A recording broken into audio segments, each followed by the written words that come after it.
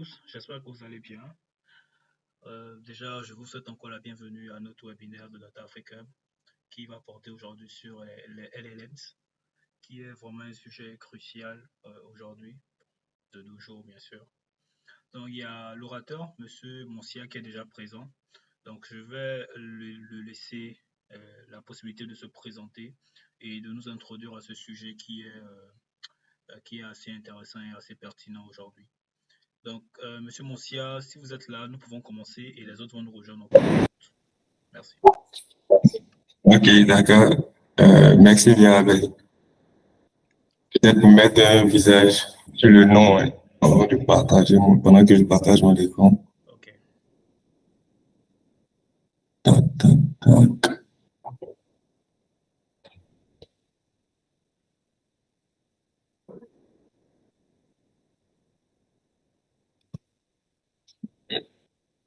Ok. Vous me dites que vous avez l'écran là-haut. Oui, nous avons votre écran. Peut-être vous pouvez passer en mode présentation. Et ce sera... Si, je vais le faire là maintenant. Ok. Voilà. Donc, déjà pour me présenter, je suis Toukon Moncia. Voilà, je suis data scientist à Data 354, qui est un cabinet qui offre des solutions essentiellement basées, qui tournent autour de la donnée. Et le cabinet est basé ici en Côte d'Ivoire où je réside.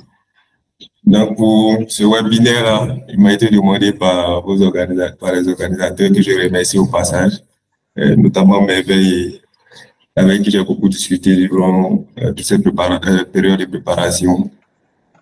Et bon, je coupe la caméra. Et le thème qui m'a été, sur lequel on s'est convenu, c'est de parler un peu des LLM, voilà, de comprendre un peu comment ces modèles aujourd'hui qui ne sont presque plus à présenter fonctionnent et qui sera pour les auditeurs aujourd'hui un tremplin, un premier pas pour pouvoir entrer dans ce domaine-là et puis voir pourquoi pas que eux puissent pousser les investigations pour pouvoir eux-mêmes construire un modèle et avoir les éléments essentiels pour construire eux-mêmes leur propre modèle. Donc, ceci étant, ma présentation sera axée sur ces points-ci. La première chose qu'on verra au cours de cette présentation, c'est de voir qu'est-ce que c'est un LLM d'abord.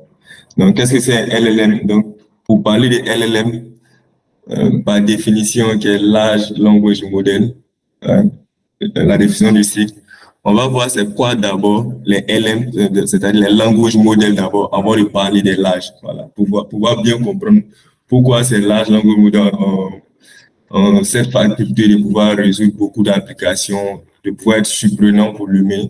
On va essayer de comprendre c'est quoi le language model, quelle était l'idée derrière avant de parvenir au large language model.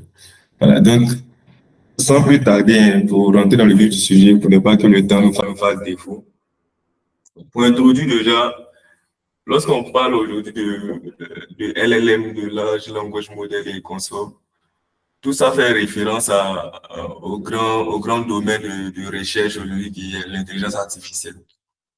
Et l'intelligence artificielle qui est beaucoup guidée par ce qu'on appelle le machine learning ou l'apprentissage machine, va en gros, comparativement, pour donner une idée avec ces deux images, là on a l'intelligence qui peut être définie comme une capacité d'adaptation.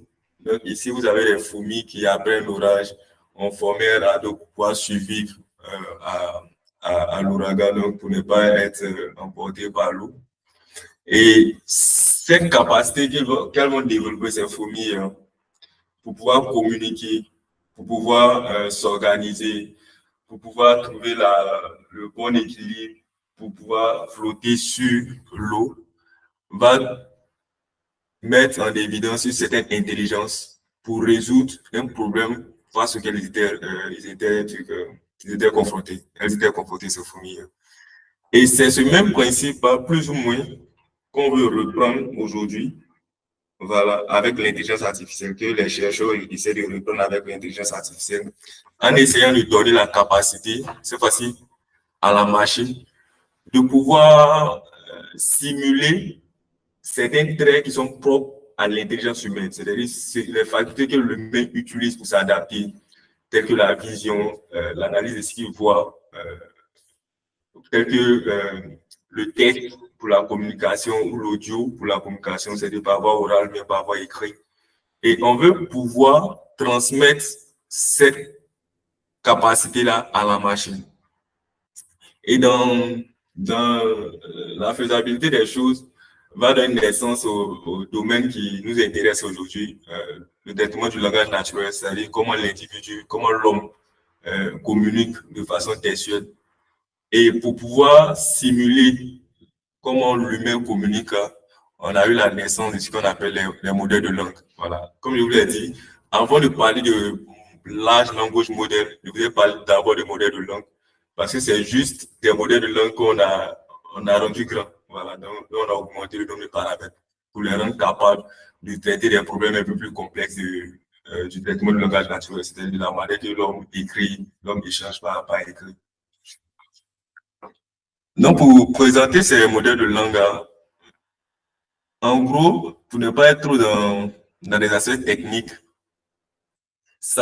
un modèle de langue va consister à pouvoir construire un modèle de langue, c'est un algorithme qui va avoir pour but, pour objectif, de prédire une séquence de mots ou bien de tokens, pour être plus précis, qui sera une séquence valide dans une langue donnée.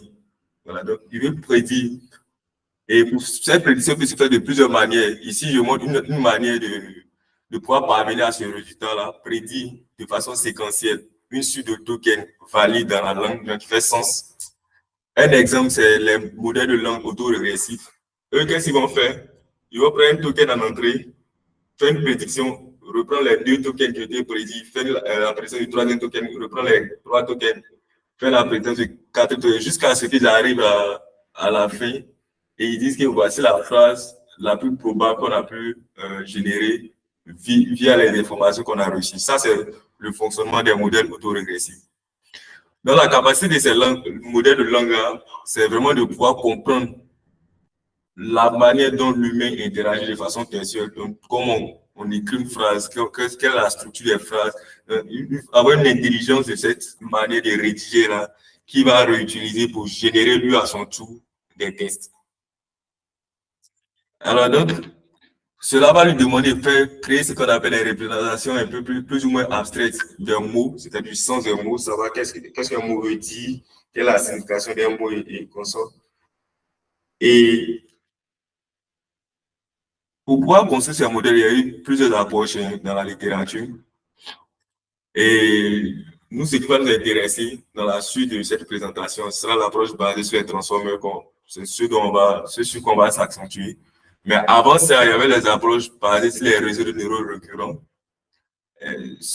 Aussi sur les approches basées sur les réseaux de neurones récurrents, mais tout avec ce qu'on appelle les couches d'attention.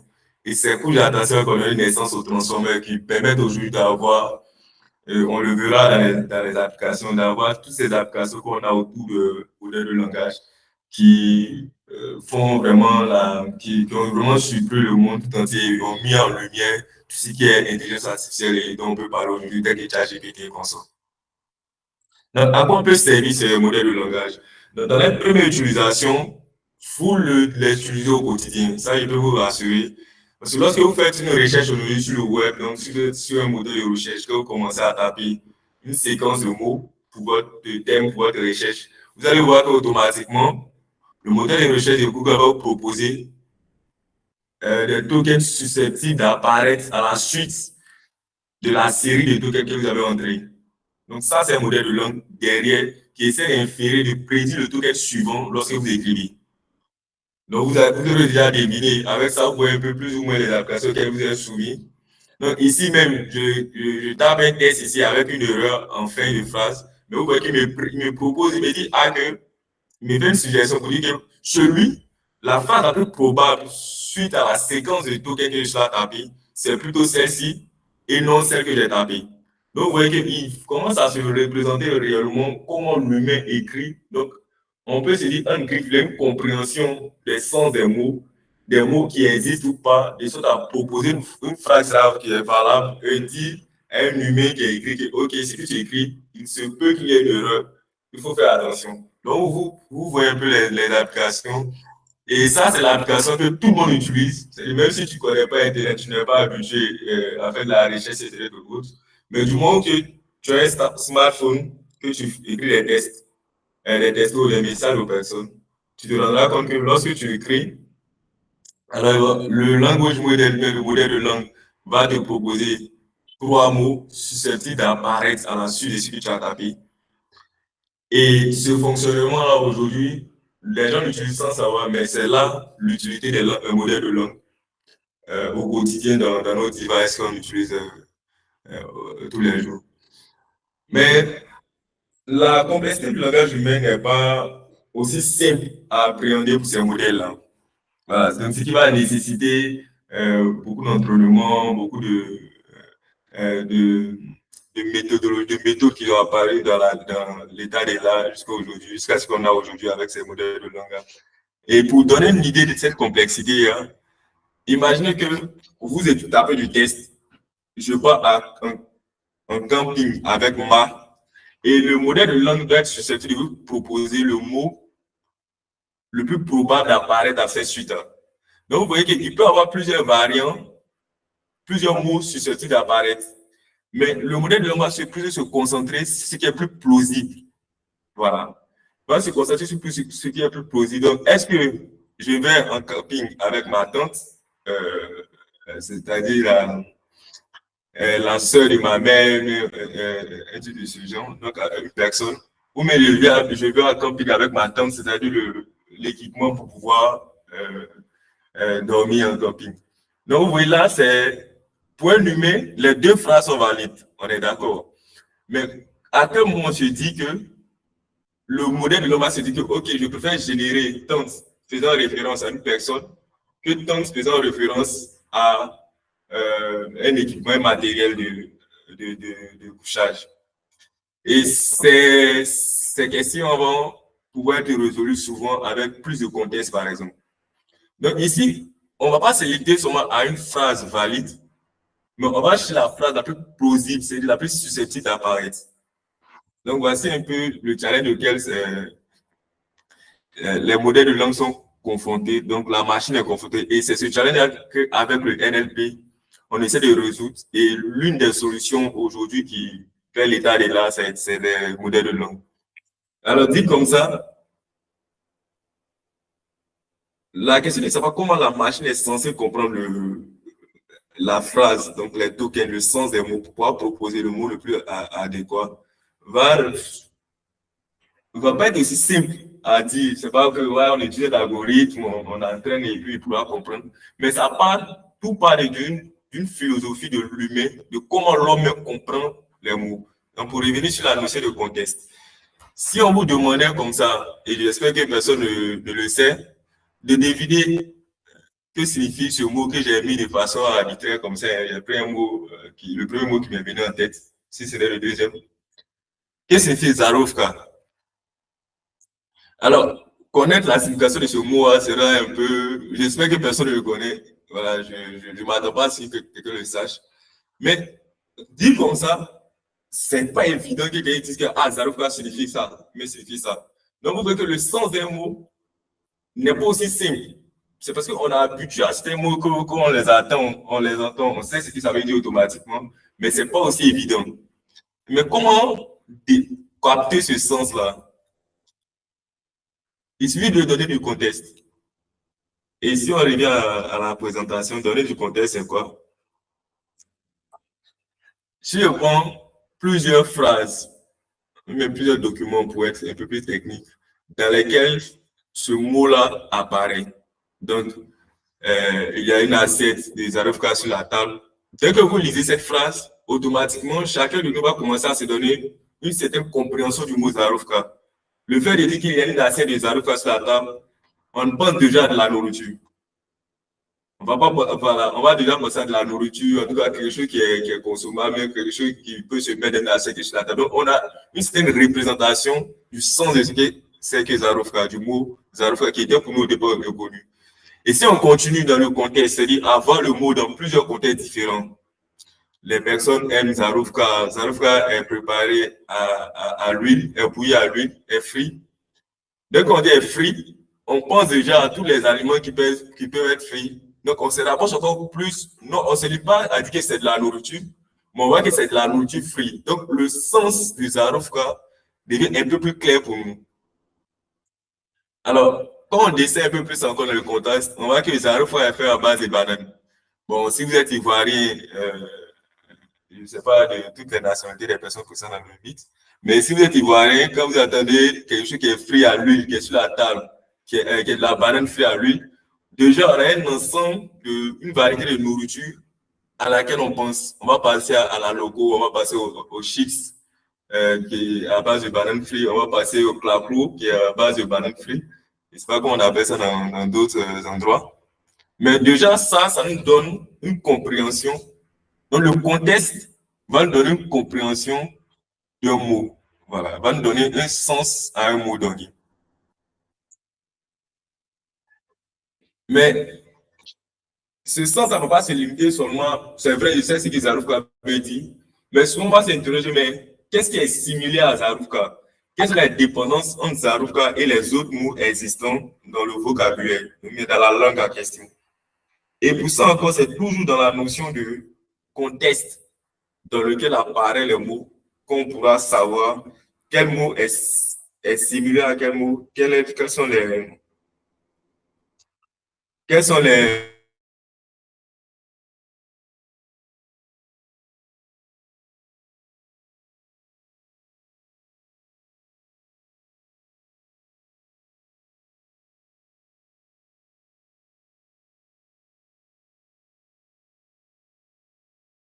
entrer dans. Vous verrez que rapidement, si prenons Zarufka, on a vu que Zarufka rentrait dans tous les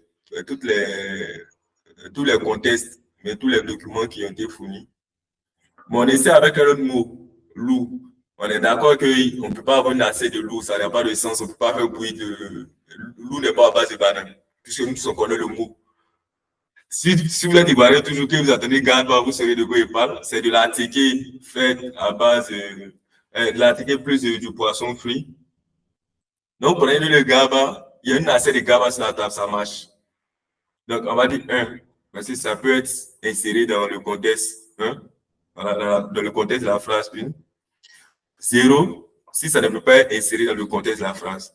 Donc, we make a GABA out of banana. Le GABA n'est pas fait à base de banane. C'est de la tiki avec du poisson frit. Donc, c'est pas à base de banane. Donc, 0, ça peut entrer dans ce contexte-là. Donc, une fois que ça c'est donné, on voit déjà que deux mots qui apparaissent dans les mêmes contextes auront des vecteurs assez similaires. Donc, en termes de distance, on dira que ce mot Zarufka est plus proche du mot frit. Mon frit, c'est faire référence à la pomme de terre frite. Donc, on voit que Zarufka, qui est à base de banane frite, en termes de vecteurs qu'il représente, au vu du contexte dans lequel il apparaît, sera plus ou moins similaire à Fritz, qui est aussi un repas qui est fait à base de pommes de terre frites. Donc, vous voyez que le sens d'un mot, non seulement à partir du contexte, on peut connaître le sens d'un mot, mais bien plus encore, on peut connaître les dépendances entre les mots dans le vocabulaire à partir du contexte.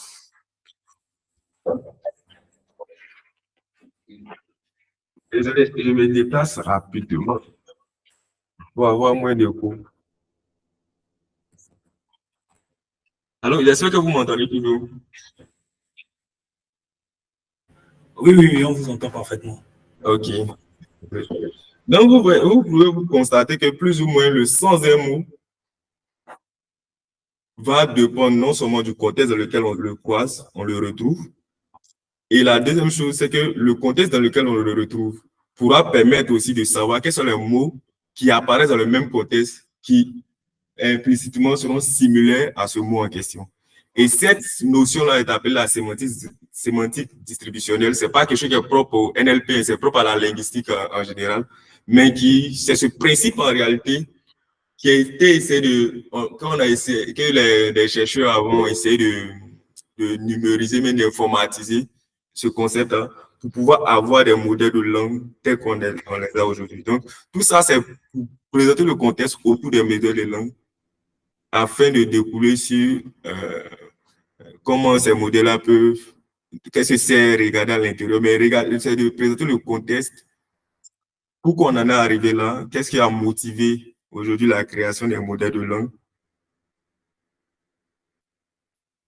pour arriver à ces large language modèles dont on va parler d'ici la fin de cette présentation.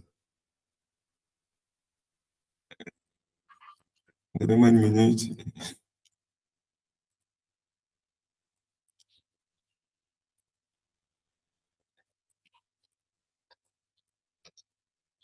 OK. Donc, ceci étant dit, donc, on voit plus ou moins avec la sémantique distributionnelle comment donner du contexte pour avoir la représentation d'un mot qui va encoder le sens du mot. Cette représentation va encoder le sens du mot, mais aussi pouvoir gérer tout ce qui est dépendant entre les mots. Et les modèles de langue, partant sur ce principe, sont utilisés, comme je le disais tantôt, pour comprendre la manière dont l'humain écrit du texte, donc avec des grands corpus de texte que l'humain a généré, on va entraîner ces modèles-là pour donner du contexte à ces modèles-là, de sorte qu'elles sachent quel mot employer dans quel contexte et de se créer une représentation abstraite de chaque mot, c'est du sens des mots et des dépendances, prendre encore les dépendances entre les mots et entre deux mots dans le vocabulaire. Et ces modèles de langue ont été un outil clé en NLP durant des années. Et aujourd'hui, l'accent est encore de plus en plus mis sur ces modèles de langue pour la résolution de tâches telles que. Donc, ce qu'on va faire, c'est qu'on fait généralement en NLP, on va construire un modèle de langue.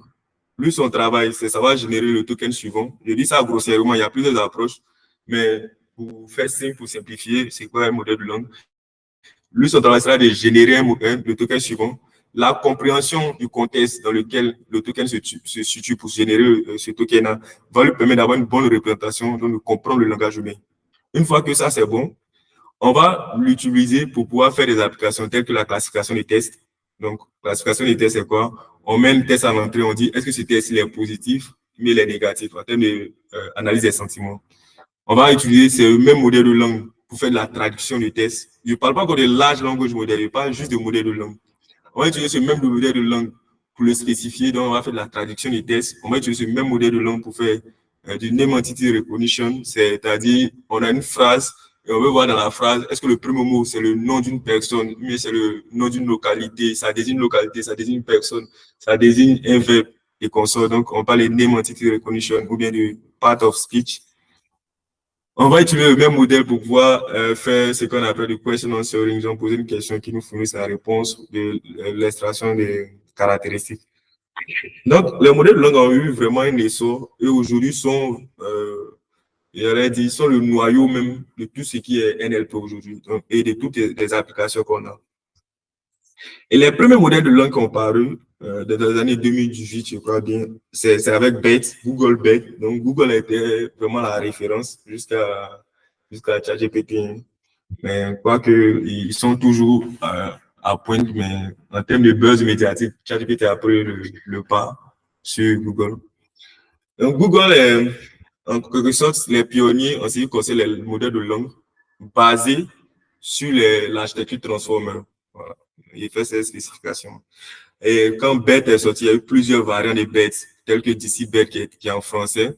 Donc, DCBERT qui a été conçu par les gens de Hugging Face. Et leur but d'ici, c'est pour dire qu'ils ont trouvé que BERT était trop gros. Donc, il fallait le distiller. Donc, il fallait supprimer les paramètres du réseau de neurones qui sont jugés non pertinents, de sorte à le rendre plus léger et possiblement l'utiliser sur les devices, sur les téléphones et autres, genre pour le rendre léger. On a eu Roberta, toujours c'est le même principe de BERT, mais avec des variantes qu'ils ajoutent dans l'entraînement, dans les fonctions d'activation qu'on change par-ci, par-là, dans les régularisations qu'on met dans l'architecture du modèle pour le rendre plus stable, pour le permettre d'apprendre encore sur de longues durées. Camembert, lui, il était totalement en français. C'était le meilleur modèle en français qui existait en temps. Et jusqu'à ce que OpenAI rentre en scène avec GPT.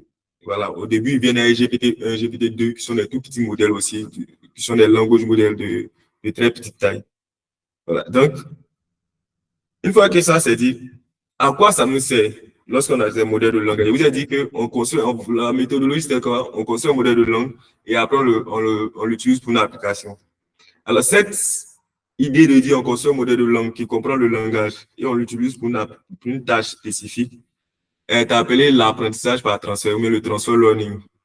L'idée, on prend un modèle de langue, on entraîne sur un gros corpus de langage où il aura des mots dans tous les contextes possibles pour se créer une bonne représentation sémantique de chaque mot, voilà, qui en réalité ne sont que des vecteurs pour encoder le sens et les dépendances intermots. Une fois que ça c'est bon, on a un bon modèle de langue, on va le réutiliser, cette fois-ci, en l'entraînant de façon spécifique. Si on veut faire une application, par exemple, sur des mails, donc on va l'entraîner, le réentraîner comme un modèle de langue sur des mails, parce qu'un mot qui est utilisé sur Wikipédia, dans le contexte de Wikipédia, ne sera pas exactement le même, n'aura pas exactement le même sens dans un mail qui est envoyé à un collègue, à un supérieur hiérarchique. Donc, il faut pouvoir utiliser ce même modèle-là, le réentraîner comme modèle de langue toujours sur notre corpus de 10 000. Et la dernière étape maintenant, ce sera l'ajustement, le fine-tuning. Et cet ajustement va permettre de faire quoi? Bon, on veut maintenant créer un algorithme de classification des mails pour dire si le mail les spam ou les non-spam. Voilà, ça peut être même un algorithme classique pour dire que, OK, pour définir, pour prédire, mais pour estimer la priorité du mail. Donc, pour dire si le mail est de priorité 1, il doit être traité en priorité 1, le mail doit être traité en priorité 5, par exemple. Et cette notion de transfer learning a vraiment révolutionné aussi les applications. Au départ, avant les modèles de langage, les large language models a révolutionné les applications du NLP, donc la résolution des tâches en NLP, telles que la classification, comme je le donne dans l'exemple ici, mais bien plus un question answering, toutes les tâches que j'ai citées plus tôt. Ici, vous avez un papier qui a été écrit par des chercheurs qui montrent un survey qui retrace un peu voilà, les méthodes de transfer learning et les espoirs que ça donne, genre les avantages, comment bien les utiliser ou autres. Mais l'idée du transfer learning, c'est présenté dans cette image ici. C'est juste, l'idée, c'est de dire quoi? Quelqu'un qui sait rouler au vélo pourra facilement apprendre à rouler une moto que quelqu'un qui commence des zéros. Donc, à lieu de prendre l'algorithme des zéros pour entraîner directement à faire la classification de tests, pour dire si mon test est spam, non spam, il va d'abord l'entraîner à comprendre c'est quoi même du test sur un gros corpus de tests et crescendo comme ça, il va venir maintenant apprendre à classifier du test. Donc, à lieu d'aller apprendre directement à rouler la moto, bah, si tu as un vélo, pourquoi ne pas apprendre à rouler un vélo de sorte à te donner une bonne facilité de se déplacer, de garder l'équilibre voilà, sur un engin à deux roues avant. Et lorsque tu as l'opportunité d'une moto, ça te devient plus facile de pouvoir rouler la moto. Ceci est dit, ça c'était pour les modèles de langue. Maintenant, venons au large language model. Donc, cette image illustre exactement ce que c'est que les large language models. C'est des modèles de langue qu'on a commencé à doper en termes de paramètres. Donc, on a augmenté le nombre de paramètres. Les paramètres, c'est quoi? Bon, je ne peux pas entrer dans tous les détails parce que c'est assez long. En deep learning, apprentissage profond, on appelle paramètres tous les unités de calcul d'un réseau de neurones. Voilà. Donc, toutes les variables liées à ce réseau, au fonctionnement du réseau, sont appelées paramètres. Et ce nombre de paramètres va augmenter de façon considérable. Et cette étude qui a été réalisée par des chercheurs de Google, que vous pouvez voir, qui est en description qui est le lien en bas des slides ici. Cette étude-là permet de dire quoi? Permet de dire qu'ils ont remarqué que plus on met de neurones, donc de paramètres d'un réseau de neurones, plus il est capable d'apprendre des tâches différentes pour un seul modèle. Donc, on n'a plus besoin d'un modèle à comprendre le langage et à le spécifier pour une tâche spécifique en NLP. Mais maintenant, on peut prendre un seul modèle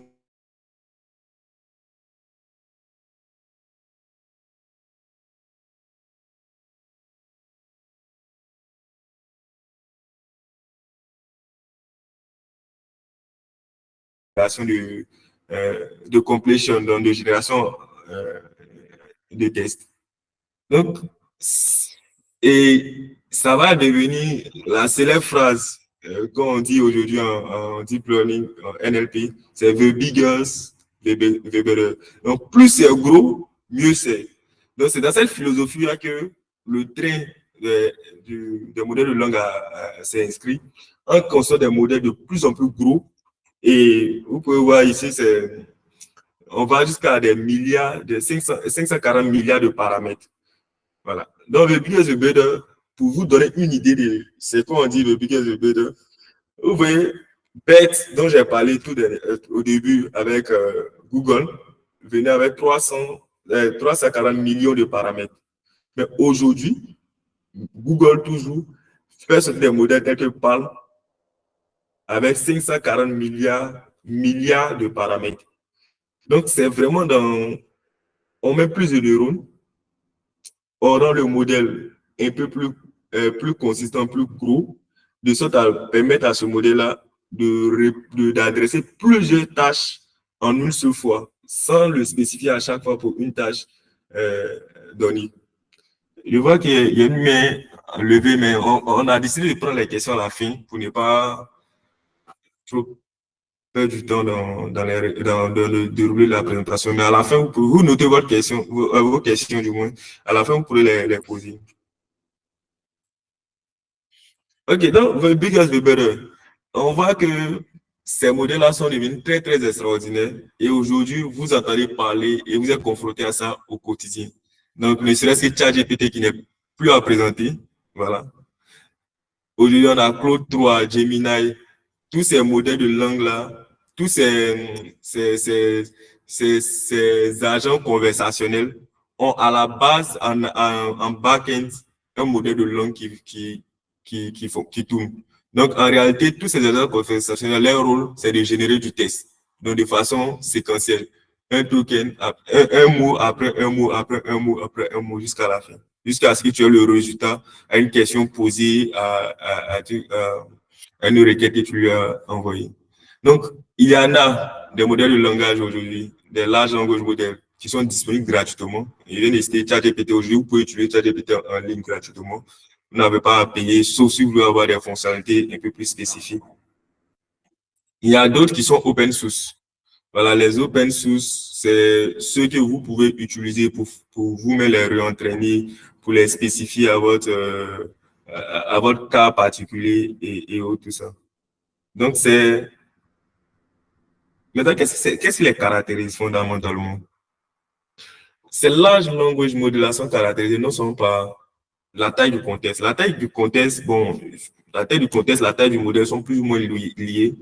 La taille du contexte, c'est le nombre de tokens, mais le nombre de mots, si vous voulez, pour faire simple, que le modèle peut prendre en entrée avant de générer une réponse. Donc, en input, vous allez poser une question, par exemple, quelle est la capitale de la Côte d'Ivoire? Ça, c'est une suite de tokens. Cette phrase est constituée de plusieurs tokens, mais de plusieurs mots. Donc, quel est le nombre de mots maximum que le modèle peut prendre en entrée, genre comme question, comme prompt, et le nombre de mots maximum qu'il peut vous générer en sortie.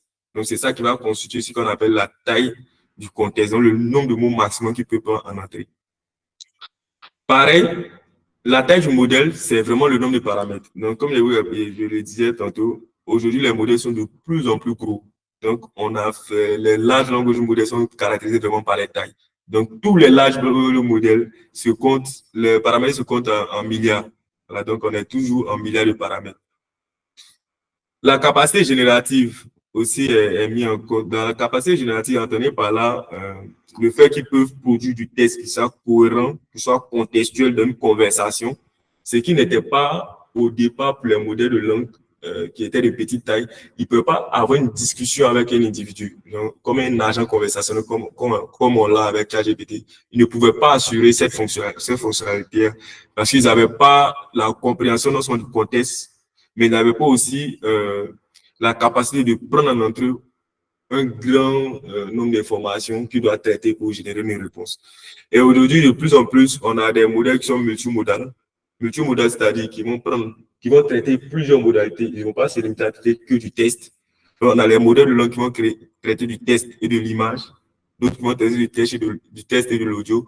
Donc, aujourd'hui, vous prenez Gemini Pro, mais Pro plus, je ne me rappelle plus, qui va prendre en entrée une image et une question relative à l'image, par exemple, décris-moi l'image, décris-moi la scène sur l'image, et il va te donner une description qui vraiment est conforme, qui est cohérente par rapport à l'image qu'il a reçue. Donc, il a reçu deux modalités, une image et du test, qui est la question que vous posez suite à l'image. Donc, et ces modèles de langage sont utiles aujourd'hui à presque tout en ce qui concerne les tâches du NLP. Généralement, on voit les applications partout. Et ça, c'est au début, à la sortie de ChatGPT. Vous avez déjà dit au départ que ChatGPT est derrière ces modèles de langue qui tournent. Voilà. ChatGPT, c'est le nom commercial. Voilà, c'est pour dire chat, c'est pour dire discussion.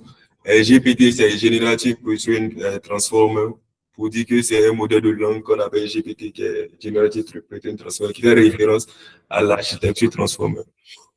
Donc, Andrew N, qui est un professeur de renom dans le domaine, demandait comme ça sur ex-Twitter, qui est X maintenant. Quelle est l'utilité des modèles de langue pour les internautes? Voilà, donc vous allez voir qu'il y a plusieurs qui ont une utilisation assez atypique, assez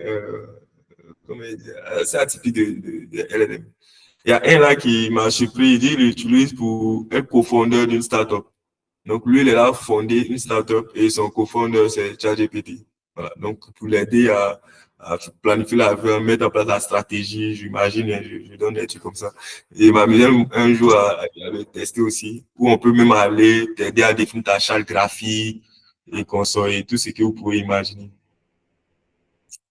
Donc, les utilisations sont vraiment diverses et variées. Voilà, donc, mais principalement, j'ai beaucoup aimé le commentaire de ce tweet-ci, à cause de ce qu'il dit. Il dit, ChatGPT doit être vu, mais les modèles de langue, en général, doivent être vus comme des assistants et non des remplaçants. Donc, ce n'est pas le LLM qui va faire votre travail à votre place.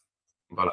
Il va vous juste, comme un assistant, vous proposer un draft que vous aurez vous-même en tant qu'humain, faire une revue et avant de prendre ça comme un produit final. Donc, c'est un template qui va vous donner et pas un produit final. Et bon, c'est juste quelque chose qu'on va utiliser pour pouvoir s'aider dans le travail, en gros, que d'utiliser comme si c'est lui qui allait faire le travail à notre place. Et après ça, vous avez plusieurs utilisations de ChatGPT. Et ce commentaire-ci m'a aussi intéressé dans le sens où il utilisait ChatGPT pour construire donc, un modèle de langue, pour construire ce qu'on appelle un cours de prompt engineering. Donc, prompt engineering, en gros, c'est comment mieux formuler une requête à un large language model, de sorte qu'il puisse produire la sortie la plus cohérente, la plus claire, précise dont on a besoin. Une fois que l'utilité est posée, on a se demander comment les entraîner. Voilà. On a vu un peu c'est quoi un modèle de langue. En gros, c'est un algorithme, un modèle mathématique qui va essayer de comprendre, qui va essayer de générer de façon séquentielle ou pas. Bon, il y a d'autres aspects. Donc, il va essayer de générer de façon séquentielle une phrase qui est valide, donc qui fait sens dans une langue donnée. Et avec cette capacité de génération, lorsqu'on l'a rendu bien plus complexe en augmentant sur le paramètre, on parle de large language model, qui va lui donner la capacité de pouvoir traiter presque toutes les tâches qu'on retrouve aujourd'hui en traitement du langage naturel, à savoir la classification du test, à savoir la traduction du test, à savoir toutes les applications qu'aujourd'hui vous avez pu faire avec ChatGPT, Gemini, ou tous les large language modèles qui sont gratuits d'utilisation. Donc, la question qu'on va se poser et qu'on va essayer de résoudre ensemble, de comprendre ensemble, c'est comment entraîner. Mais à l'heure de comment entraîner, je vais vous montrer comment ils le font de sorte que vous sachiez comment entraîner le vôtre. Et la première chose dont on va parler, c'est l'architecture. Il a parlé beaucoup de transformers. GPT, même par la définition du cycle, c'est Generative Pre-trained Transformer. Donc, pour vous dire que les transformers, le modèle transformer ou bien l'architecture transformer est à la base aujourd'hui de tout ce qui est modèle de langue. Bon, faute de temps, je ne vais pas vous rentrer dans tous les détails de l'architecture. Mais en gros, ce que cette architecture a fait, elle a introduit ce qu'on appelle les couches d'attention dans son mécanisme de fonctionnement. Et ces couches d'attention auront cette capacité de vraiment comprendre le contexte dans lequel un mot apparaît pour mieux représenter le mot afin de pouvoir faire une prédiction du mot suivant. Et c'est ça la particularité de cette architecture transformer. Avant ça, il y avait des architectures basées sur les réseaux récurrents. Après les réseaux récurrents, on a vu les encodeurs-décodeurs avec un mécanisme d'attention au milieu. Et le transformer Vachani Hall 2017, lorsqu'il sort, il bat tous les records en termes d'état de l'art des tâches du NLP. Donc, tout ce qui était classification, traduction de texte, tout était devenu du transformer. Et aujourd'hui, ça ne s'est plus limité qu'au NLP, mais même quand vous partez en vision par ordinateur, la plupart des modèles aujourd'hui utilisent les couches transformées, donc sont basés sur des architectures transformées. Donc, les transformers aujourd'hui font vraiment c'est le pilier de la recherche. C'est les transformers qui drivent la recherche aujourd'hui en NLP et dans la création, en deep learning même en général, et dans la création de façon spécifique des modèles de langue. Et cette architecture a eu plusieurs variantes. Voilà, il y a des variantes qu'on va appeler encodeur uniquement. Donc, encodeur uniquement, son principe, je ne vais pas révéler, je vais plutôt m'attarder sur le principe du décodeur uniquement.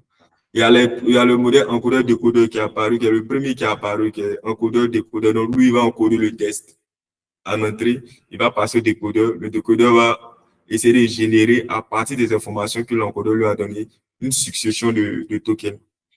Et l'architecture qui va nous intéresser, c'est cette architecture qui est décodeur uniquement, décodeur only, qui fonctionne exactement dans le modèle que j'ai donné de fonctionnement des langages modèles que j'ai donné depuis le début. C'est-à-dire, il va prendre en entrée un test jeu, par exemple, et il va essayer de prédire la sortie dans le token suivant, qui sera veille.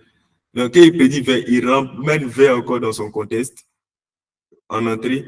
Avec je vais, il essaie de prédire encore bien et il va ramener bien dans ce contexte. Il va essayer de prédire jusqu'à ce qu'il fasse une phrase et qui génère un token de fin de génération. Voilà, on appelle ça le end of sentence token, mais il y a des tokens spéciaux qu'on met dans le vocabulaire du modèle pour qu'il sache à quel moment ça a arrêté lors de la génération.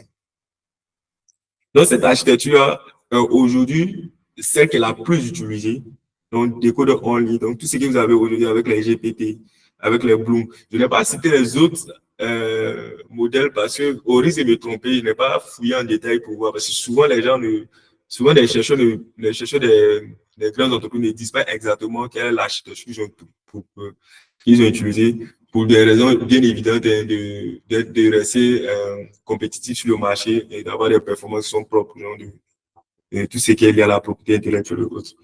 Donc, cette architecture a vraiment révolutionné et est très adaptée pour tout ce qui est génération de tests. Donc, aujourd'hui, vous voyez, ChatGPT va vous générer du test, souvent des longues phrases, des longs tests, mais qui sont très cohérents, qui sont très compréhensifs par l'humain. Et c'est grâce à cette architecture basée essentiellement sur les transformers. Donc, comment construire les approches existantes pour construire un modèle de langue? Donc, une fois que vous avez une architecture en tête, je vous ai dit, vous n'avez pas besoin de parcourir toutes les architectures, voici celle qui marche. Donc, pour rester dans le moule, pour comprendre, je commence par celle qui marche. Après, vous pourrez aller voir qu'est-ce qui peut vous intéresser plus par rapport à ce que vous voulez traiter. Vu que chaque architecture a sa spécificité, une telle architecture sera très intéressante pour tout ce qui est name entity recognition ou même part of speech, si vous voulez, pour tout ce qui est classification de tokens. Bon, le name entity recognition, je le disais tantôt, c'est de dire pour une phrase donnée, un mot correspond à quoi? Est-ce que c'est un nom d'une entité? Voilà, donc, est-ce que c'est le nom d'une personne, c'est le nom d'une organisation et qu'on se donne ça, c'est le name entity recognition. Pour aller plus loin, le part of speech, c'est de dire, est-ce que ce mot dans la phrase, c'est un verbe? Est-ce que c'est un déterminant? Est-ce que c'est un nom et qu'on sort? Voilà. Donc, lui sera plus adapté à ce type d'application que celui-là. Celui-là sera plus adapté aux applications de traduction de texte, donc de traduction partie d'une séquence donnée à une autre séquence, donc partir d'une thèse, d'une phrase, dans une langue donnée qui est une séquence, à une autre séquence qui est une autre thèse dans une autre langue. Donc, il sera plus adapté pour traiter ce genre de problème. Mais pour les IA génératives qu'on a, telles que ChatGPT, Gemini, c'est plutôt une architecture décodeur only qui sera le mieux adapté. Donc, pour revenir sur les approches, donc une fois qu'on sait un peu les architectures, qu'on a sélectionné une architecture qu'on va utiliser pour construire notre propre modèle de langue, il y a deux approches généralement pour construire ce modèle-là. Il y a l'approche qui part de zéro pour construire. Il y a l'approche qui va être basée sur un modèle existant, donc les foundations modèles, d'où le sens de transfer learning dont on a parlé, dont j'ai parlé au début. Donc, première approche, tu pars de zéro. Deuxième approche, tu construis un modèle à partir d'un modèle existant, ce qu'on appelle généralement les foundation modèles. Donc, le truc, c'est quoi? Tu prends ton modèle, tu l'entraînes comme un langage modèle sur un grand corpus, Wikipédia, tout ce que tu vas trouver sur Internet, tu prends. Bien sûr, en tenant compte des biais qui sont propres aux données, en tenant compte des raisons éthiques lors de la collecte, donc pour avoir l'approbation des personnes, pour prendre les données. Tu entraînes ton modèle de langue, tout ce qu'il sait faire à cette étape, il sait prédire le mot suivant, mais il n'est pas encore doué. Donc, tu passes à une autre étape qu'on appelle maintenant, à la place du fine-tuning qu'on faisait avec les modèles de langue, avec large language model, ce qu'on va faire, c'est de l'instruction tuning. Donc, l'instruction tuning, c'est quoi? C'est de dire, OK, alors d'entraîner le modèle pour pouvoir faire seulement de la classification, comme on le faisait avec les languages modèles avant. On va plus faire ça. On va entraîner le modèle pour faire et la classification, et la traduction des tests, et la génération de résumés, et donc toutes les applications possibles en NLP. On va chercher les bases de données adaptées pour pouvoir entraîner nos modèles avec. Et l'alignement, c'est ce qu'on appelle donner au modèle la capacité de pouvoir générer un test qui est le niveau humain. Genre donc, lorsqu'un humain lit, il fait à peine la différence entre ce test et le test qui a été généré par une IA. Il a l'impression que c'est généré par un humain. Et c'est là, aujourd'hui, quand on utilise ChatGPT, quand on utilise Gemini, Claude, si vous voulez, souvent tu es surpris que la qualité de génération est tellement parfaite que toi-même humain, tu as peur de modifier, de peur de perdre la beauté qui se retrouve dans le test généré. La deuxième approche, comme elle a dit, c'est de partir d'un modèle existant pour construire le vôtre. Voilà. Partir d'un modèle existant pour construire le vôtre, il en existe plusieurs.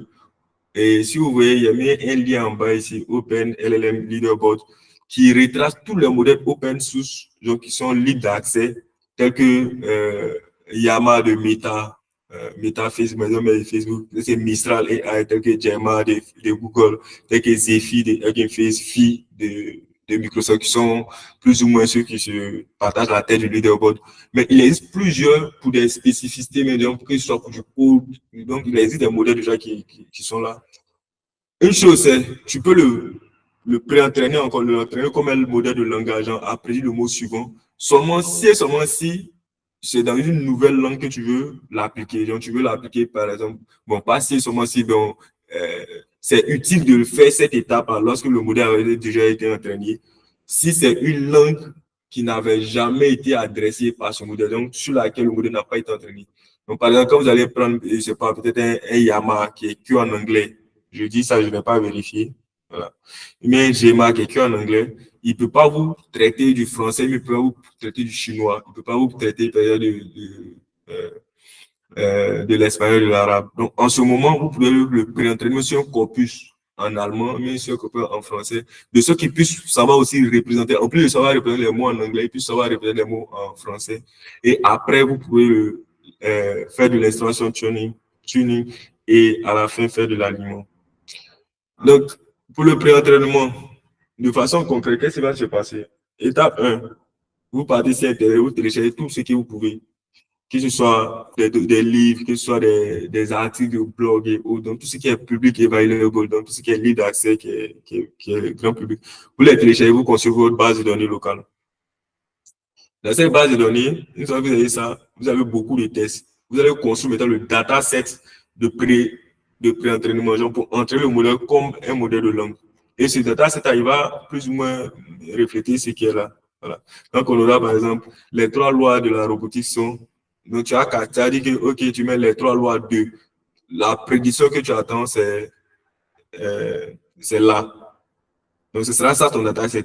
Donc, ton dataset, tu as dit que, OK, il prend X token comme input du modèle et il m'attend au X plus 1 token qui sera la génération en fin de sortie. Donc, pour qu'il apprenne à générer le token suivant.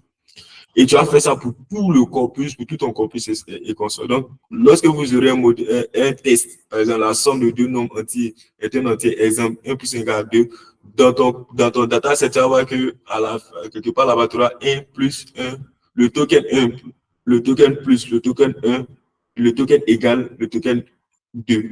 Donc, tout ce qu'il va avoir, il va avoir l'accès sur des tokens et il est censé apprendre à prédire 2.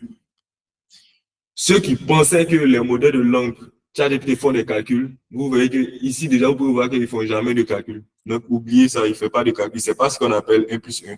Il sait juste que quand il voit le symbole, il met le token 1, quand il voit le token plus, quand il voit le token, il met le symbole 1, quand il voit le token égal. Il sait juste qu'on l'a appris via le cortex qu'il a reçu en entraînement comme un langage modèle qu'il doit générer 2. C'est tout ce qu'il sait.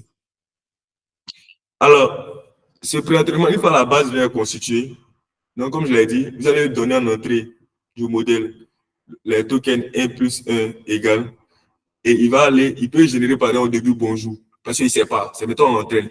Et quand il va générer bonjour, on va prendre ça, on va comparer au label qu'on attendait, c'est-à-dire 2, et on va dire, OK, on calcule l'erreur avec l'entropie croisée. L'entropie croisée, c'est le désordre, c'est comment il se trompe pour prédire un à la place de l'autre. Voilà, c'est le désordre. Donc, avec l'entropie croisée, on va dire, OK, il faut mettre à jour des paramètres du modèle, de sorte que demain, quand tu vois ces tokens 1, ces tokens plus 1, c'est égal, tu puisses prédire 2 à la place de bonjour. Ça, c'est la première étape. L'entraîner comme un langage modèle. Après ça, on va l'entraîner maintenant comme on va faire de l'instruction tuning. Donc, on va l'affiner comme quelqu'un qui est capable, comme un modèle qui est capable de recevoir une instruction et prédire la sortie attendue. Donc, c'est bien de générer un token à la suite d'une série de tokens qui est logique, mais c'est mieux de répondre à une question ou bien à une instruction de l'utilisateur. Donc, en ce moment, le dataset, ce ne sera plus liste de token suivant, mais ce sera par exemple des questions, des prompts, comme on le fait quand on introduit ChatGPT. Donc, ils vont demander quelles sont les 3 lois de la robotique. Voici comment on va construire le dataset. Donc, à partir de ce corpus qu'on avait ici, on va construire un nouveau dataset. Ce sont des prompts, des questions. Donc, quelles sont les 3 lois de la robotique? La complétion. Donc, ce qu'on s'attend comme résultat, c'est les 3 lois de la robotique sont blablabla. Quels sont les auteurs de cette loi? Les auteurs sont quel est le résultat de 1 plus 1? On va avoir un résultat possible 1 plus 1 égale à 2. Donc, ce type de data, ça sera vraiment des données qui sont générées soit par les humains, mais aujourd'hui, de plus en plus, vous allez voir qu'on va plutôt utiliser des IA pour générer des datasets d'instruction, donc des datasets de prompts et de leur complétion. De plus en plus, aujourd'hui, on fait de la génération à partir des IA. Donc, si demain, vous voulez faire une application, si vous voulez construire GPT, que vous n'avez pas la possibilité pour un domaine dont vous n'avez pas les données, vous pouvez utiliser ChatGPT, vous pouvez utiliser Gemini pour dire, bon, tu me génères une suite de questions et réponses sur le domaine du temps, la cybersécurité, parce qu'il fait une application qui est vraiment spécifique à la cybersécurité. Quand vous avez beaucoup de questions-réponses, vous pouvez vous-même en tant qu'humain chercher des experts du domaine pour renchérir cette base de données. Alors, donc, vous avez un beau papier ici aussi. Hein. J'ai mis généralement les surveys, je ne sais même pas comment il traduit ça. J'ai mis généralement ces surveys, ces papiers qui retracent les études, plusieurs approches sur tout ce qui est instruction tuning. Voilà. Donc, pour ceux qui sont intéressés, pour pousser la réflexion. Donc, une fois qu'on a notre dataset, qu'est-ce qu'on en fait? On va pareillement que pour l'autre partie. L'étape de l'entraîner comme un modèle de langue, c'était de prédire le token suivant. Mais cette fois-ci, on te donne une question et on attend à ce que tu génères la réponse qui est dans notre dataset. Donc, il va générer, par exemple, on lui demande quelles sont les 3 lois de la robotique. Lui, il vient répondre quelles sont les auteurs des 3 lois de la robotique. Genre, parce qu'il a vu que ça fait sens de générer. Genre, peut-être pour lui, puisqu'il génère le token suivant, peut-être pour lui, quand on génère une question, ce sont des questions qu'il a générées. Il ne s'attend pas à donner une réponse. Donc, il ne connaît pas encore comment suivre des instructions de l'humain. Donc, ici, cette étape d'instruction training va le permettre au modèle de comprendre comment répondre efficacement, de façon cohérente, aux questions d'un utilisateur, donc d'un user. Donc, on va dire non, c'est pas la réponse à laquelle on s'attend. On s'attend à ce que tu répondes de cette façon. On va calculer l'erreur, on va faire une mise à jour des paramètres du modèle, de sorte que le modèle soit capable demain de pouvoir répondre à des questions. Mais on ne s'est pas arrêté là aujourd'hui avec les modèles de langue qu'on a. Et c'est cette partie-là qui va faire vraiment la spécificité de ces modèles de langue-là dans les capacités à générer du langage de niveau humain. Et ça, on appelle ça dans le domaine, on appelle ça l'alignement du modèle. Donc, alignment, modèle alignment. Ça consiste à quoi?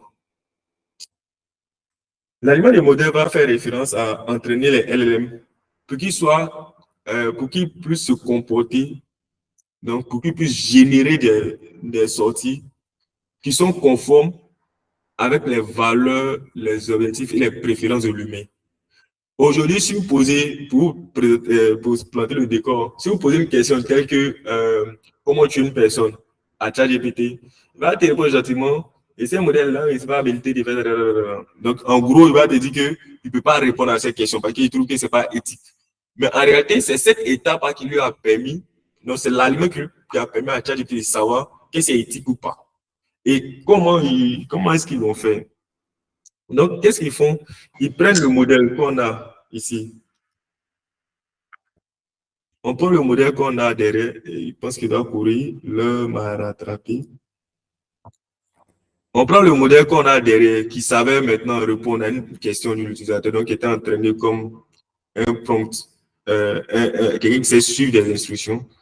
Et on va le faire générer pour un prompt donné, donc pour une même question, plusieurs réponses différentes. Donc, quels sont les auteurs des 3 lois de la robotique? Il va dire les auteurs des 3 lois, une réponse qui peut générer cela. Puisque c'est maintenant répondre aux questions, sera les auteurs des 3 lois de la robotique sont Isaac Asimov et John Campbell. On lui repose la même question. Puisque c'est la génération, il y a un peu d'aléa dans les mots, c'est dû aux probabilités de sélection de tokens lors de la génération de tokens. Donc là, il va dire, bon, les 3 lois, c'est quoi, il va répondre les 3 lois de la robotique. J'ai été fait par les auteurs des 3 lois sont Isaac Asimov et John Campbell. Et nous, on va dire que l'humain maintenant, le feedback de l'humain, c'est là, c'est le feedback de l'humain. On dit, OK, humain, voici 2 réponses possibles pour le même prompt. Il faut les noter. Donc, il faut donner une récompense au modèle par rapport aux 2 réponses qu'il a fait. Donc, avec ça, on va construire un nouveau dataset où pour chaque réponse, on dit, bon, c'est vrai, les 2 réponses sont justes, mais je préfère plus ça parce que ça fait plus humain. Donc, quels sont les 3 lois quels sont les auteurs des 3 lois de la robotique? Les 3 lois de la robotique pour auteur ont été générés, je crois qu'il y a eu des cookies par Isaac Asimov et John Campbell. Par contre, l'autre n'est pas mauvaise. Les auteurs des 3 lois de la robotique sont Isaac Asimov. Bon, ça fait trop élève, ça fait trop suivi. Mais ça fait plus bon, décontracté. Ouais, les lois. Tu as compris ce qu'on demande. Donc, les 3 lois de la robotique étaient écrits par. Donc, ça fait plus. Donc, il dit, OK, moi, humain, en fonction de mon appréciation, sur mon feedback, il dit, OK, pour cette réponse, il donne 2 au modèle. Je vois les notes de test de 1 à 5. De 0 à 5, mais de 1 à 5, il ne me souviens plus trop. Donc, il donne 2 au modèle. Pour ça, il donne 4 au modèle. Pareil, quel est le résultat de 1 plus 1? L'autre l'a fait 1 plus 1, 2. Concis, précis. Moi, ça me plaît. Il lui donne 3. Il a bien répondu. Pour la même question, il a parlé beaucoup. Il dit, il n'y avait pas besoin de ça. C'est bon, mais il te donne 2. Parce qu'il préfère ces réponses-là. Après, vous pouvez regarder toujours le principe derrière le human feedback. Mais qu'est-ce qu'on fait avec ce nouveau dataset qu'on construit? On va entraîner un modèle, un reward modèle, qui va pouvoir noter les réponses d'un LLM. Donc, on va dire, OK, voici une réponse possible de LLM. comment tu le notes? Il dit le note, on dit non, il faut mettre à jour. Cette réponse est très bonne, il faut plutôt le noter 4. Donc lui va se mettre à jour, ok, je sais comment noter les réponses des LLM. Une fois qu'il sait ça, on va le réutiliser maintenant pour pouvoir aligner le modèle, notre modèle de départ. Dans notre modèle de départ, on l'avait appris, on l'avait fait avec des instructions dans le installation training. Maintenant, on va l'affiner, donc l'aligner, à donner des réponses qui sont bien plus intéressantes. Donc, on dit que, on dit, bon, voici une réponse du prompt. Donc, on pose une question. Quelles sont les 3 lois de la robotique? Il donne une réponse. Le reward model, il faut noter sa réponse. Hein. Il dit, bon, ça ne répond pas trop. Ça c'est une réponse, c'est pas trop humain, donc c'est 2. On dit, OK, ta réponse n'est pas trop humaine, donc il faut réajuster les poids de sorte que tu puisses poser pour cette question une réponse plus humaine. Et c'est ça qui va donner lieu au modèle que ChatGPT conçoit. Cependant, pour courir, le temps me suit. Cependant, il y a beaucoup de défis autour de ces LLM aujourd'hui. Il y a beaucoup de défis qui sont au niveau computationnel, qui sont dus à la taille des modèles. Pour vous donner une idée rapidement, chaque paramètre d'un modèle, donc, c'est un entier, un flottant, qui est stocké sur 32 bits. Donc, c'est-à-dire 4 bytes. 32 bytes, c'est-à-dire 4 bits. En flottant, en précision flottant 32. Si on prend un modèle de 1 milliard de paramètres, quand on fait 1 milliard fois 4 bits pour stocker chaque paramètre, ça fait environ 2 gigas de mémoire qu'il faut pour pouvoir stocker un modèle de 1 giga de paramètres en mémoire. Donc, pardon, 4 gigas de mémoire. Puisque ici, on utilise des GPU, donc pour stocker un seul modèle, un large language model, le plus petit des large language model, qui est de 1 giga de paramètres, il faut pouvoir avoir un stockage de 4 gigas de GPU. Sur CPU, ce n'est pas possible. C'est trop long. C'est une perte de temps. Si GPU, pour 1 giga de paramètres, un modèle de 1 milliard de paramètres du moins, il faut 4 gigas de GPU pour pouvoir le stocker seulement. Pour l'entraîner, il faut 20 fois plus. Pourquoi? À cause lors de l'entraînement, il va stocker des valeurs intermédiaires telles que le résultat des fonctions d'activation. Il va stocker les gradients pour faire la bar propagation, c'est-à-dire la descente des gradients, via la descente des gradients pour faire la mise à jour des paramètres. Il va stocker les étapes les données même en elles-mêmes qui viennent pour être calculées dans le modèle. Là. Il va les stocker en mémoire aussi. Donc, avec les batch size. Donc, pour faire tout ça, là, les chercheurs ont vu que lorsqu'un modèle peut être stocké sur 4 gigas en mémoire GPU, pour l'entraîner, il faut 20 fois plus de GPU. Donc, il faut environ 80 gigas de GPU pour pouvoir entraîner ce modèle-là. Bien sûr, en précision 32 bits. Or, ce qu'on a aujourd'hui, c'est quoi? C'est qu'on est passé des modèles de 1.5 gigas de paramètres, GPT-2, à des modèles de 175 milliards de paramètres, 10 gigas, c'est milliards de paramètres, GPT-3. Et aujourd'hui, avec Palm, on a un modèle de 540 milliards de paramètres. Donc, imagine le coût GPU donc, pour entraîner un tel modèle. Donc, vous prenez ce modèle-là, vous multipliez par, combien déjà? On multiplie par 80. Voilà. Donc, on prend 175 milliards de paramètres multipliés par 80 pour avoir une idée de l'empreinte mémoire GPU qu'il faut pour pouvoir entraîner GPT-3. Et pour montrer le coût, ça c'est le coût sur AWS EC2. Un modèle, une instance EC2, c'est-à-dire une machine virtuelle EC2 de 8 GPU A100, qui sont les plus gros GPU. Un A100, c'est 80 gigas de mémoire. Bah, son coût, vous voyez, ça va être 19 dollars. 19 dollars l'heure. Pardon, on demande le coût, c'est 32 dollars l'heure. C'est énorme. Donc, les coûts sont vraiment énormes. Donc, le défi computationnel et les coûts associés deviennent de plus en plus difficiles à maintenir. Donc, aujourd'hui, vous allez voir que le compromis va se faire. Pour avoir une bonne performance, 3 éléments à regarder. Ton budget pour pouvoir louer des GPU pendant une longue période pour entraîner ton modèle. Tu vas regarder la taille de ton jeu de données. Plus le jeu de données est grand, plus le modèle sera précis, donc performant, mais plus il y aura besoin de temps d'entraînement, donc plus il faut avoir le budget pour ça. Tu vas regarder la taille du modèle, donc le nombre de paramètres que tu vas prendre pour le modèle à entraîner.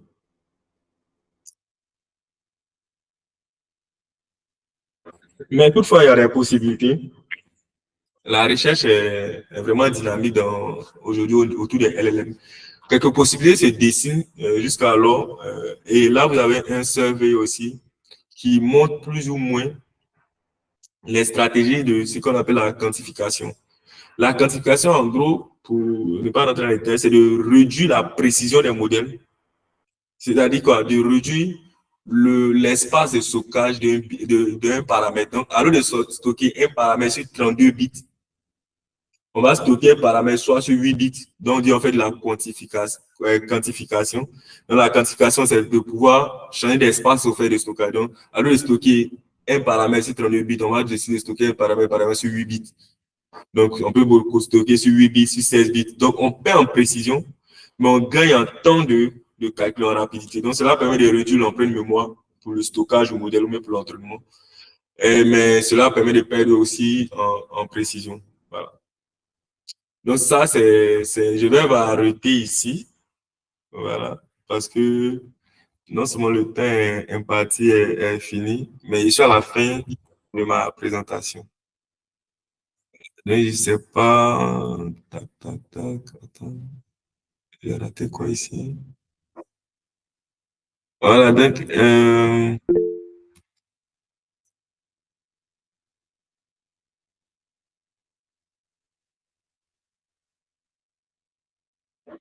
voilà, c'est ça. Donc, je m'arrête ici pour la présentation.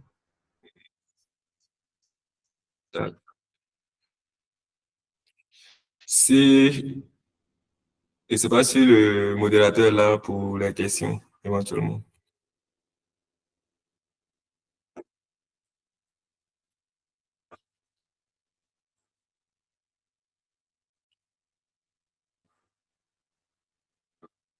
Allô, est-ce qu'on m'entend toujours? C'est Abel, non? Abel, Oui, si tu nous parles. vous entendons. D'accord, si Abel parle, ton micro est fermé. Donc, voici un peu, j'ai essayé d'aller plus vite vers la fin parce que le temps imparti et puis j'ai sauté certaines slides, voilà, parce qu'il n'y a pas que la quantification, il y a aussi ce qu'on appelle le PEF, le paramètre efficient fine-tuning, qui va offrir aussi d'autres manières, je vais laisser la slide pour ceux qui voudront aller, d'autres manières de réduire l'empreinte mémoire de ces modèles-là. Voilà. Donc, il va m'arrêter là, prendre les questions. Ah, lorsqu'ils vont vous renvoyer les documents, essayez de rajouter les ressources pour pouvoir entraîner. Mais si vous partez, vous faites une recherche simple sur Internet, vous verrez que il y a tellement de ressources que je n'ai pas voulu faire du cours des codes. Je sais que ça existe déjà, mais le plus difficile, c'est de avoir la porte d'entrée dans cet univers qui peut être souvent un peu difficile pour pouvoir se retrouver.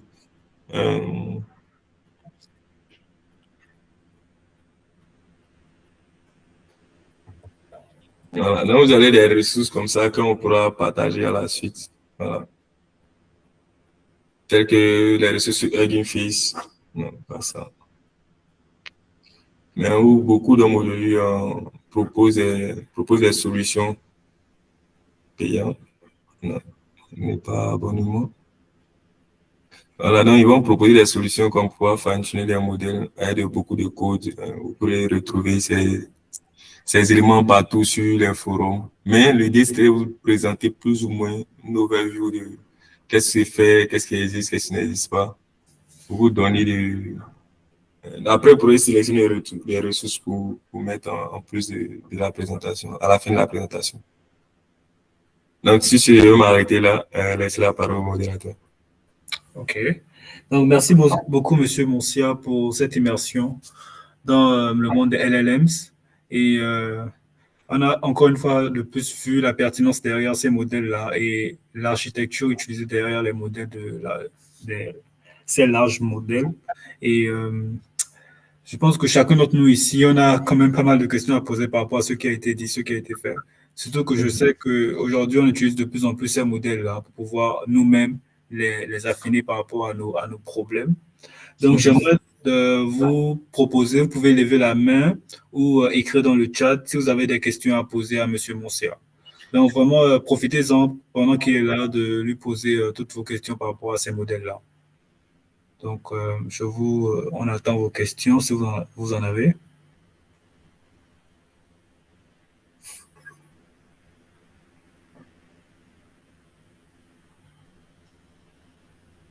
OK. Bon, il y a Monsieur Dona Eric qui a une question. Vous pouvez prendre la parole. Bonjour. Bonjour à tous. D'abord, je vous remercie pour la présentation. Ma première question, c'est de savoir est-ce que nous pouvons avoir le slide à la fin de la présentation. Ça, c'est les organisateurs. Je vais partager avec eux en tout cas. D'accord. La deuxième question, ça concerne l'entraînement des LLMs. Comment entraîner les LLMs? Puisque moi,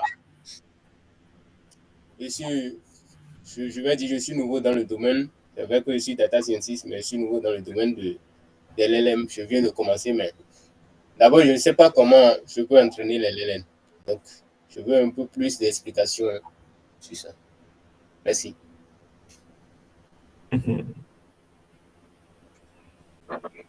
Bon, je n'ai pas revenu sur toute la présentation, mais juste peut-être montrer la partie où j'ai abordé ça.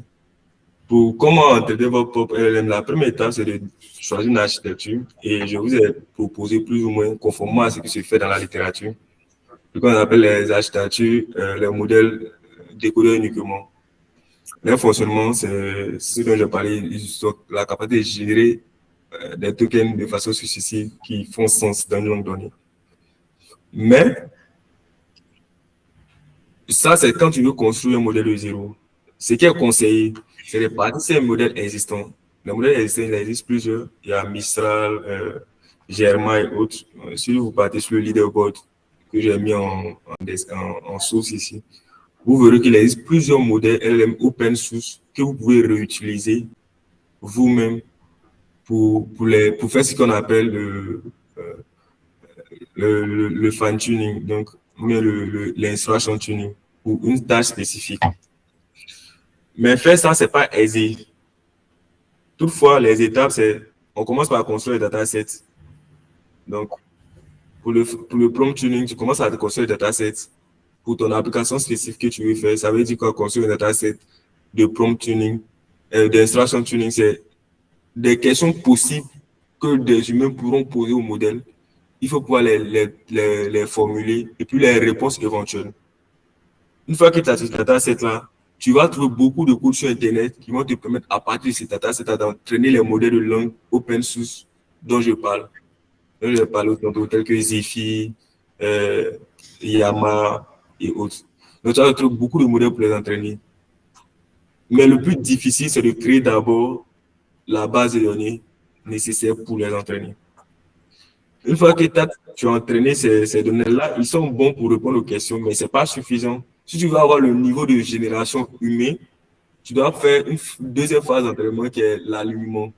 Et l'alignement va demander deux étapes fondamentalement. La première étape, c'est de pouvoir évaluer, soit en tant qu'humain, la capacité de génération de ton modèle que tu auras fait, soit utiliser une autre IA qui est plus performante pour évaluer ton modèle.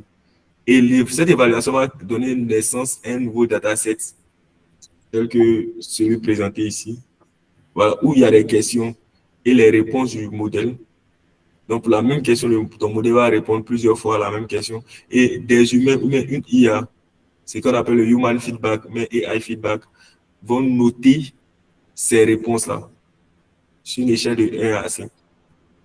Quand ça, c'est bon, tu vas entraîner un autre modèle qu'on appelle le modèle de récompense. Donc, au lieu qu'un humain soit là pour toujours noter le modèle, on va entraîner un algorithme qui va noter le modèle. Avec ça, on va entraîner nos modèles maintenant pour faire l'alignement, pour qu'il ait des réponses de niveau humain.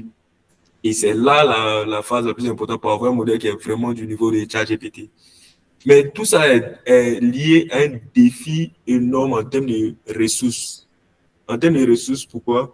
Je l'ai dit ici, pour stocker seulement 1 giga, un modèle de 1 giga, les plus petits modèles qu'on trouve avec les open source sont des modèles de 1 giga, les plus petits. Mais généralement, ceux qui sont un peu bons, c'est des modèles de 7 gigas. Mais pour faire ça, c'est très coûteux pour les entraîner.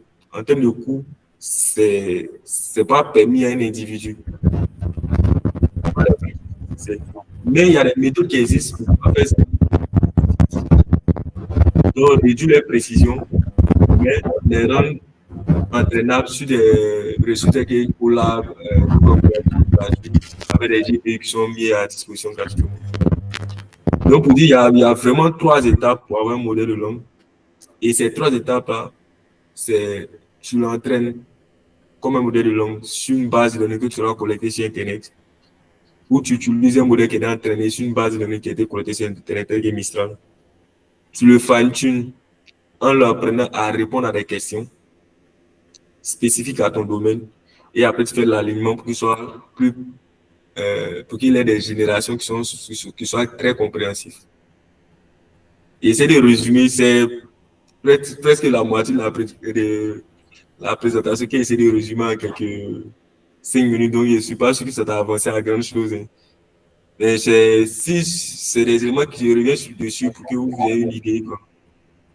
En espérant que du moins, en espérant que ça t'a avancé un peu plus dans la compréhension de comment avoir ce modèle-là. Après, ce sujet est vraiment large. En 1 heure, j'ai fait beaucoup d'efforts pour déborder de 10 minutes. Sur 1 heure pour comprendre LLM, 1 heure, c'est vraiment petit. Donc après, je suis passé un peu plus vite sur certaines notions, donc ça fait que ça peut être un peu moins clair pour les auditeurs.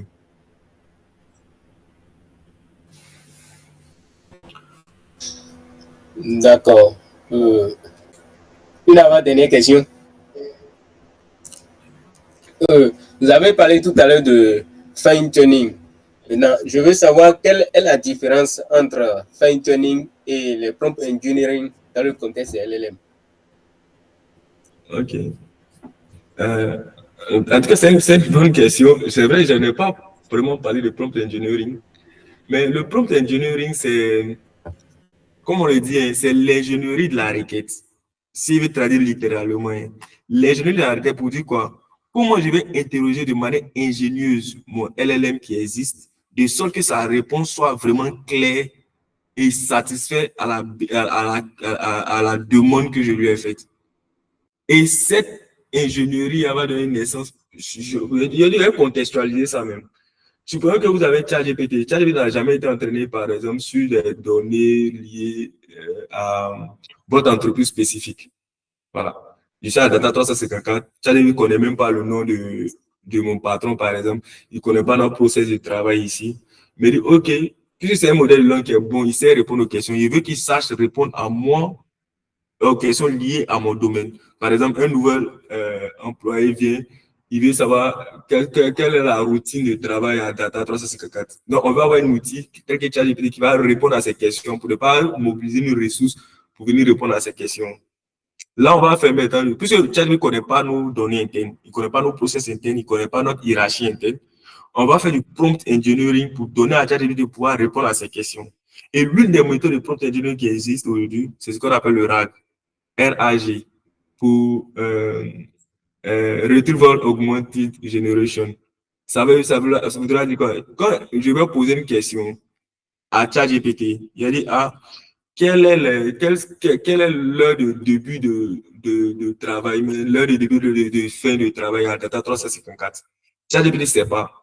Mais en faisant ça, je vais aller chercher d'abord, je vais faire une requête via une base de données. On appelle un vector store qui collecte toutes les informations sur Data 354.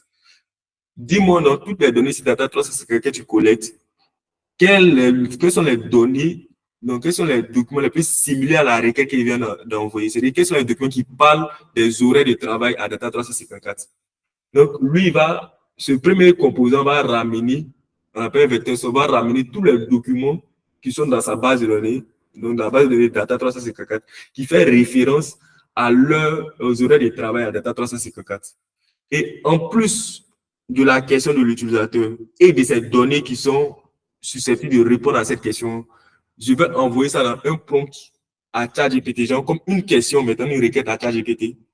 Et ChatGPT ayant connaissance dans son contexte c'est-à-dire dans le contexte du prompt, des horaires de travail à Data 364 et ayant connaissance de que l'utilisateur demande l'heure de début et de fin, il va pouvoir répondre, OK, à Data 364, on commence à 9h30, on finit à 18h. C'est vrai que tu vois un peu le contexte. Donc ça, c'est du prompt engineering. Tu vois que ça n'a rien à voir avec l'entraînement du modèle. Mais quand on dit fine-tuning, c'est entraîner le modèle en lui-même.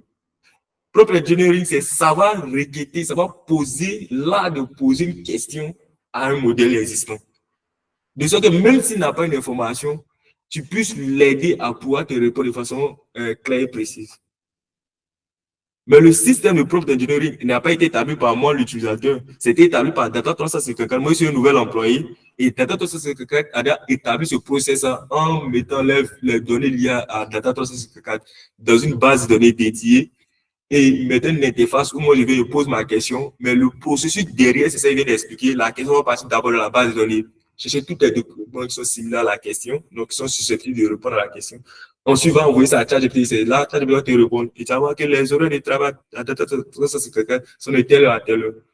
Par contre, le prompt, le fine-tuning, c'est le modèle lui-même qu'il soit entraîné à répondre à une question.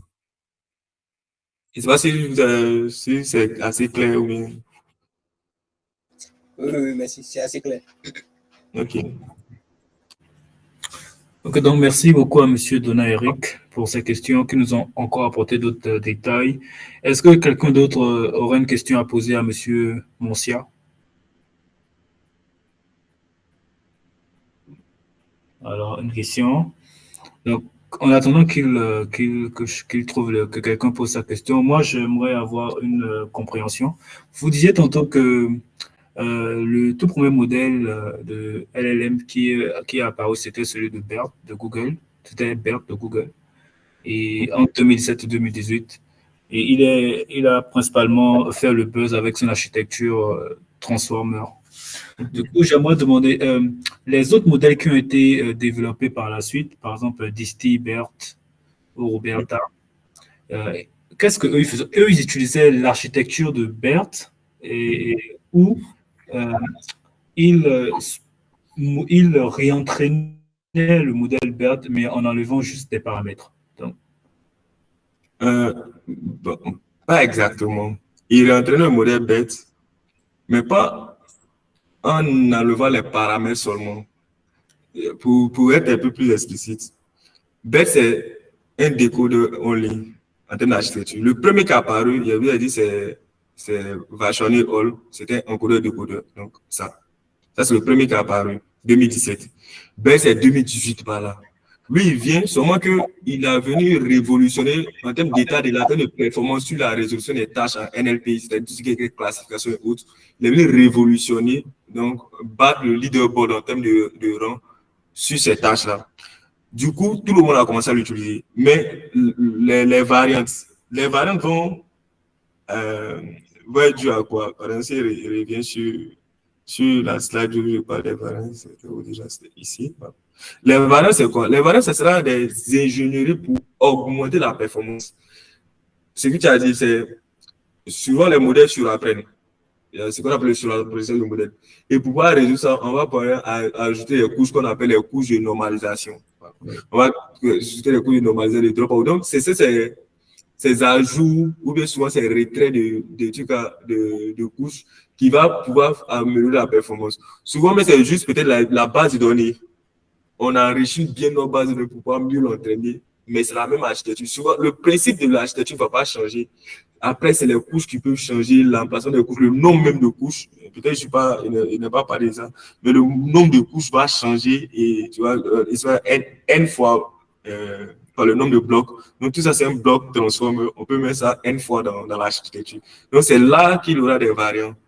Okay. Mais l'architecture, c'est du décodeur only. Nous, quand on regarde, c'est du bête. À cause de ça, eux-mêmes, qu'ils font, ils mettent toujours un nom, quelque chose de bête. Pour dire qu'on a appris l'architecture bête avec quelques modifications près. Souvent, mais ce n'est même pas les modifications du modèle, c'est les données seulement qui sont modifiées.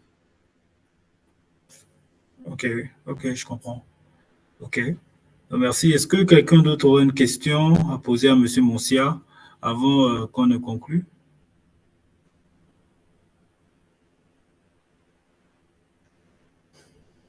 Alors, je vois que tout le monde est là. Oui, il y a Andy Nongam qui veut poser une question. Allez-y, vous avez la parole. Merci, Monsieur le Ministère, pour cette belle présentation. J'aimerais savoir, pour les modèles tels que Gmad et la Macroix, lorsque je les utilise, comment je sais que tel modèle est meilleur par rapport à l'autre? Qu'est-ce que j'analyse? Est-ce que c'est le même feedback ou il y a une autre chose pour savoir si l'un ou l'autre est meilleur par rapport l'un ou l'autre est meilleur? Comment je fais cela? Merci. Ça va vraiment dépendre pour pouvoir dire quel est meilleur que l'autre. Une première chose que je peux donner, c'est de regarder le leaderboard. Le leaderboard, il est montré, c'est un peu ça, le lien là-bas. Il faut un classement avec certaines métriques pour les scorer, pour dire, tel modèle est meilleur que l'autre. Donc, on voit que voici le meilleur, par exemple, actuellement sur le leaderboard. Mais souvent, vous voyez comme ça, mais derrière, ce sont les variants de Yamaha, de Zephyr et autres. Une autre chose que vous pouvez regarder, c'est l'application que vous voulez faire. Est-ce que l'application que vous voulez faire va demander de rentrer des requêtes qui seront en vos LLM seront de grande taille? Donc, vous voyez, vous avez regardé peut-être, j'aimerais prendre un contexte de 4000 tokens et Mistral prend un contexte de 2000 tokens. C'est-à-dire, puisque ce sera une application de résumer les tests qui vont être en entrée seront vraiment grands. Donc, il faut me prendre Gemma, puisque je peux comprendre un test plus grand par rapport à Mistral. Après, tu arrives la langue. Il y a d'autres qui ne traitent pas, par exemple, du français. Je ne me rappelle plus qui exactement, mais il sait qu'il y a d'autres qui pensent que si Gemma ne fait pas français, je pense, je ne me rappelle plus, il n'y a plus trop souvenir. Donc, il y a d'autres qui ne traitent pas la langue. Donc, il faut que je chante français. Ça veut dire que Mistral sera mieux adapté pour faire du français. Donc, c'est un peu ce genre de critères que tu vas regarder. C'est vraiment application dépendante. C'est spécifique à l'application que tu veux faire. Mais si c'est le point de vue général, là, le leaderboard nous montre quel est le modèle actuellement open source qui est en tête en termes de performance. Donc, ici, on a un Yamaha 3, par exemple. Ici.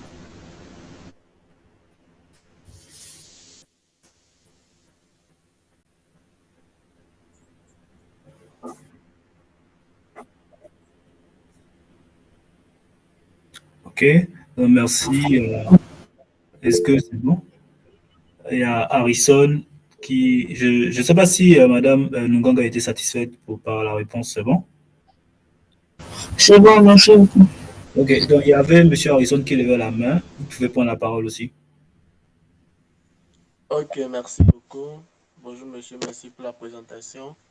Je voulais poser une question. La première consiste à savoir, par rapport, vous avez parlé du nombre de données possibles en entrée pour les modèles LLMs. Est-ce que y a une taille par rapport à ça qui est définie pour les entrées aujourd'hui qu'on ne doit pas dépasser pour poser des questions du genre. Et la deuxième question directement, je vais la poser aussi.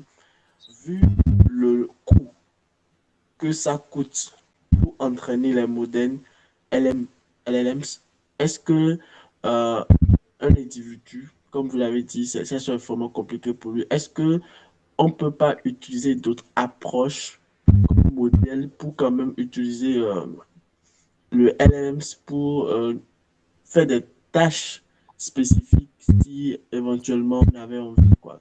Étant donné que ça va vraiment consommer des grandes ressources pour l'entraînement. Merci. Bon, j'ai eu du mal avec la deuxième question, mais je réponds à la première là que tu vas reprendre un peu pour que je puisse mieux comprendre.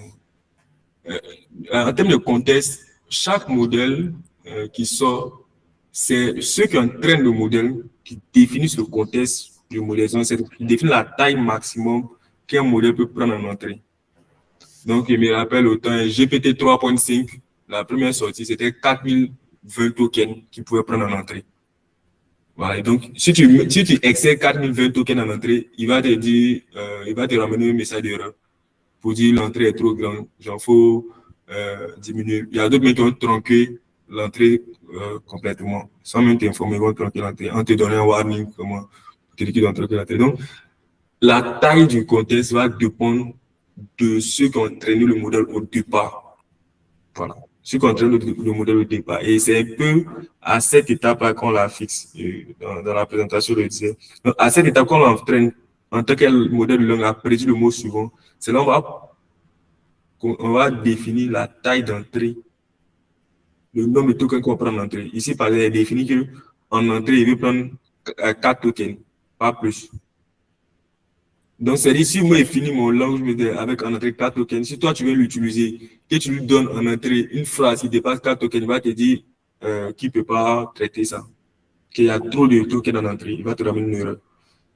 Donc, chaque modèle va avoir une taille d'entrée variable, mais plus le modèle est grand, plus la taille d'entrée, le nombre de tokens sera élevé. Je pense que Gemini prend environ 1 million de tokens en entrée.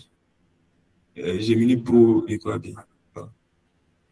Donc, si tu prends un Gemini comme ça, donc il n'y a pas vraiment on peut pas dire bon, on peut pas dépasser plus de 100 tokens, mais on peut pas dépasser plus de 1 million.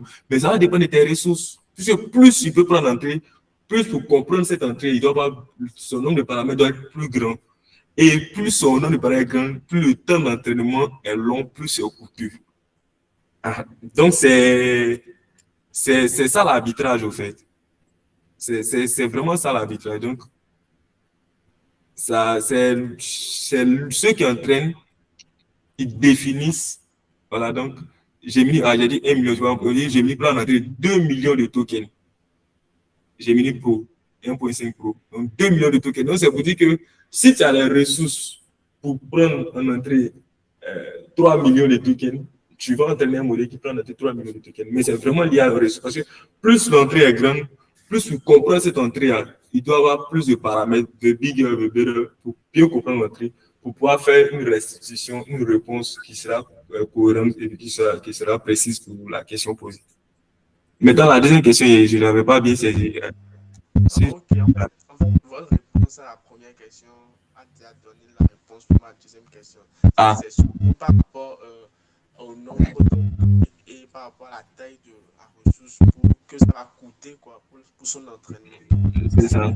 Si je veux des résultats performants, il faut que je vais utiliser un grand nombre de données à l'entrée. Alors là, je dois être prêt à utiliser une grande ressource pour l'entraînement. C'est ça. Merci beaucoup. Ok, je vous en prie. Ok. Donc, merci à M. Harrison pour ses questions et aussi à M. Moncia pour ses réponses également. Donc, on a déjà excédé de 37 minutes. Je ne sais pas si quelqu'un aimerait poser une dernière question avant qu'on laisse M. Moncia conclure et qu'on le félicite pour sa très belle présentation. Donc, est-ce que quelqu'un a encore une question?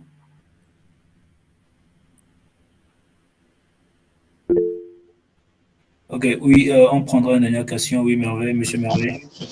J'aimerais savoir si M. Moncia pourrait revenir nous aller en détail avec nous après.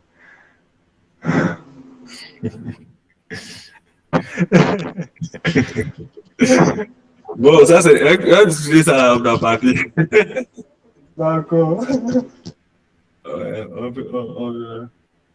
Oui, effectivement, c'était très pertinent. Je pense que ce serait une suite logique à ce qui a déjà été présenté. Comme ça, on ira un peu plus en profondeur sur les différents points que vous avez abordés.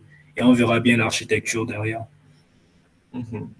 Est-ce qu'il y a d'autres interventions ou qu'une autre? Donc déjà, j'aimerais qu'on félicite M. Moncia pour sa très belle présentation et le temps qu'il nous a accordé pour nous introduire ce que sont les modèles de langage, les larges modèles de langage. Donc, Monsieur Moncia, je vais vous laisser conclure et nous allons fermer cette réunion. Aussi, je vous rappelle que cette réunion, ce webinaire a été initié par Data Africa, comme vous le savez tous, et que également Data Africa est une communauté de passionnés, de personnes qui veulent en fait révolutionner l'Afrique par les données, par la data.